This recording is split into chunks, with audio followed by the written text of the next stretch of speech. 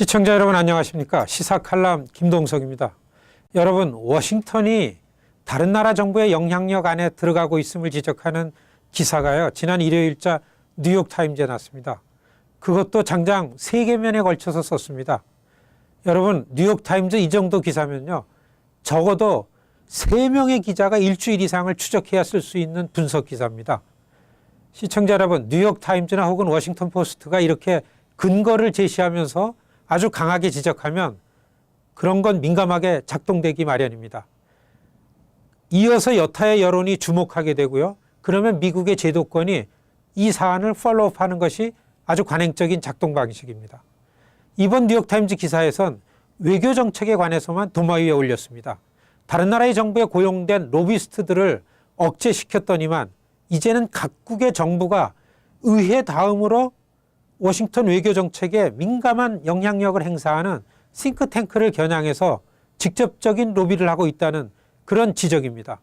지난 3년 동안의 각 싱크탱크의 펀드의 현황을 자료로 제시했습니다. 시청자 여러분들께 오늘 이 TV 칼럼을 통해서 이 기사를 특별하게 언급하는 이유는요, 바로 일본 때문입니다. 뉴욕타임즈 기사에서 눈에 두드러지는 점은요, 동아시아 전문 연구소는 여러분 이미 일본의 자본에 매여 있다는 사실입니다. 시청자 여러분, 오바마 대통령이 동북아시아 정책을 놓고서 헤매고 있는 것 같이 보여서 누구누구도 다들 그렇게만 이야기하고 있지만 사실 그렇지가 않음을 알 수가 있습니다. 정책에 있어서 다만 좀 지금은 불안하더라도 미국은 또 다른 100년, 또 다른 한 세기를 향한 아주 장기적인 프로젝트를 수행하고 있기 때문에 그렇게 보이는 겁니다. 미국의 이러한 새로운 플랜에 가장 발빠르게 대응하고 작동하고 있는 나라가 여러분 바로 일본이고요. 그러한 일본에 민감하게 반응한 것이 바로 중국이잖아요. 지금 동북아시아의 상황을 잘 이해하려면 우선 큰 틀에서 이러한 관점을 가져야 합니다. 워싱턴의 관점을 갖고 동북아시아에 특히 외교와 안보 관련 이슈를 전망해야 정확하게 볼 수 있습니다.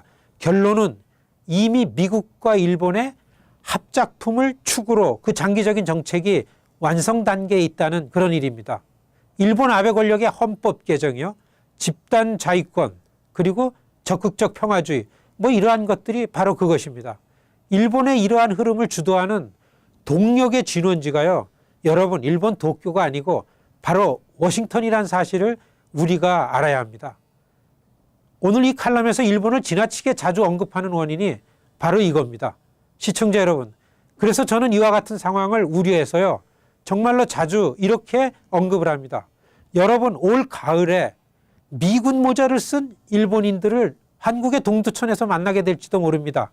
이런 발언하는 것을 저는 주저하지 않고 있습니다. 시청자 여러분, 일본과 미국이 이미 동북아시아의 외교와 안보 플랜엔 완벽하게 합작품을 만들었다고 봐도 틀린 말이 아닙니다. 한국, 일본, 미국 이 3개 국가 중에서요, 거의 모든 것이 바로 일본과 미국 간의 관계 축으로 규정되고 결정되고 있습니다. 그런데 오직 한 가지 이슈요, 한 가지 우리 한국에게 유리한 흐름이 바로 이 일본군 강제 위안부의 문제입니다. 중국은 일단 열애로 하더라도요, 3개 국가 한국, 일본, 미국 간의 현안에서 우리의 이니셔티브는 이것, 일본군 강제 위안부, 요것 꼭 한 가지입니다. 한국 주장이 단지 이 한 가지뿐임에도 미국 행정부가 이거를 가지고 주저하고 있는 것에 정말 우라통이 터지는 일입니다. 여러분, 우리가 할머니들을 모시고 백악관을 갔을 때에 우리가 이거를 주장했습니다. 이거는 외교 분쟁이 아니고요, 미국 시민사회가 책임져야 할 인권의 문제임을 강조한 원인이 바로 여기에 있습니다. 여러분, 그래야 우리가 이 이슈를 가지고 이니셔티브를 유지하게 됩니다. 시청자 여러분, 우리가 지금 일본이 못돼 먹었다고 규탄할 겨를이 없습니다. 그동안 한국 정부가 이 이슈에 관해서 너무 미온적이고 전략 없이 대처해왔다고 불평할 그럴 겨를이 없습니다. 여러분, 미국의 세금을 내는 미국 시민인 우리 미주 한인 동포가 미국 워싱턴에 응당한 역할을 상식선에서 정치적으로 목소리를 높여야 합니다. 과거의 반성 없이 다시 패권을 휘두르려는 일본을 우리가 휘어잡아야 합니다. 시청자 여러분, 시민참여센터가 워싱턴 정치권을 향하여 그래서 집요하게 이 문제를 제기하는 겁니다. 우리가 한 가지라도 일본의 발목을 잡아야 하기 때문입니다. 이 위안부 이슈로 걸고 있으면요, 일본은 국제사회에 한 발자국도 나갈 수 없습니다. 시청자 여러분, 2012년 기린비를 철거하라고 바로 뉴저지 팰리세이드 파크를 방문했던 일본 의원 4명 중에 여성 한 분이 있었습니다. 지난주 이 여성 의원을 일본 아베 총리가 장관으로 임명했습니다. 지금 이것이 뉴스거리입니다. 여러분, 미주 한인들이 이들 전범 세력들과 2차 라운드를 치러야 할지도 모를 일입니다.